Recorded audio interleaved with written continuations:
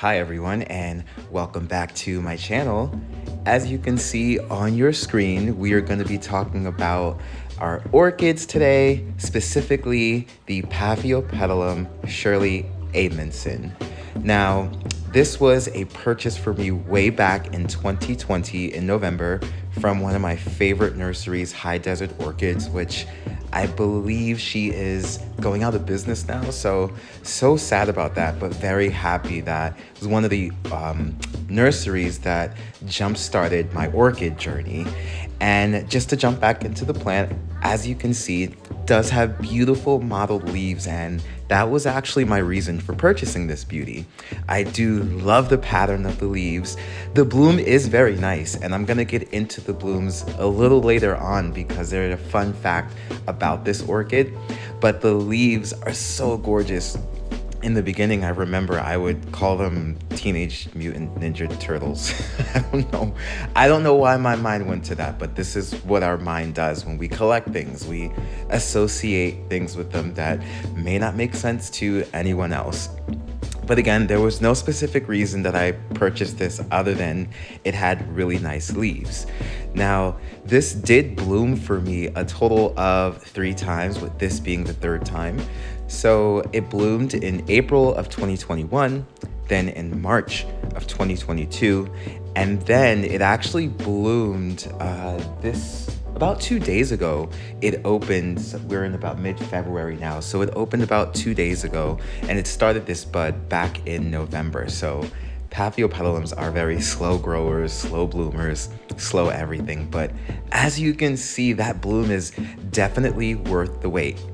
So a little background about this plant, because I do like to give a little insight into the species. I'm not going to show any pictures because I don't grow them myself, and I only show photos of what I grow. But one of the species is called Orchid, which is from Borneo, very tropical place, and the other one is Aquadontum from the Philippines, also very tropical.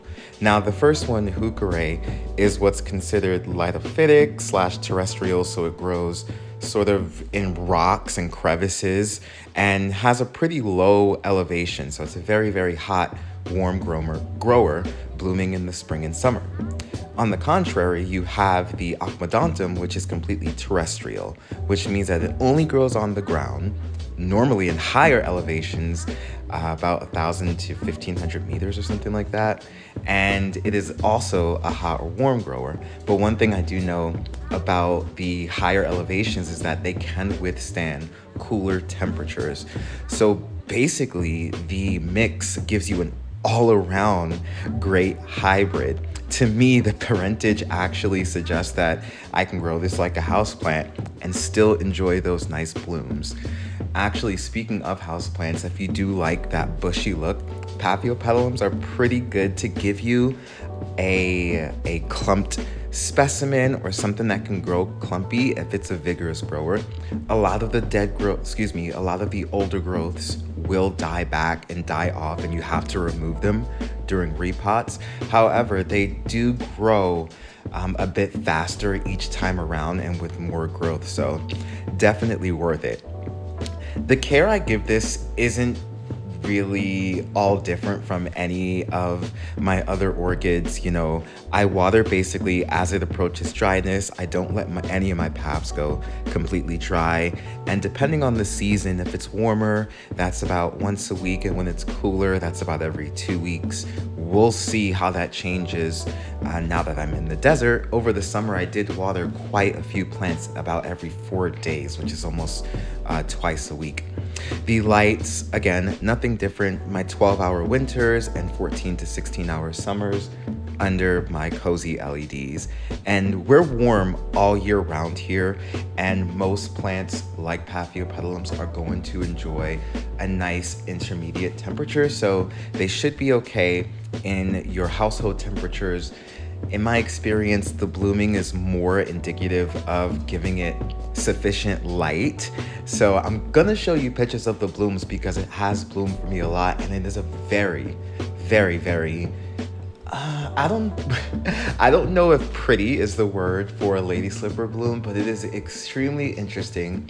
It's very detailed, and they're one of a kind. A lot of them have this fuzz on them as well as on the stem that they grow off of. They also have these beautiful colors. This one here is a pink, magenta sorta, and green, along with, I don't know, this sort of muted gold color all around, like a grayish mustard color. And there's veining, there's stripes, there's dots everywhere, like these tiny specks. These blooms are they're just to die for. I don't know what words that you can put on the Paphiopedilum bloom, but they're really nice. And lastly, I grow this in a mix of bark, moss, charcoal, and there's probably some other things in these mixes like leca, because I do reuse as I sanitize anything that is not decaying or broken down. And I'll leave you all with that. Put my social media handles up, because I do have plenty of pictures of this beauty online as well, because again, as I've said, she's bloomed in the past, and I do also love enjoying the foliage. Catch you all in the next video.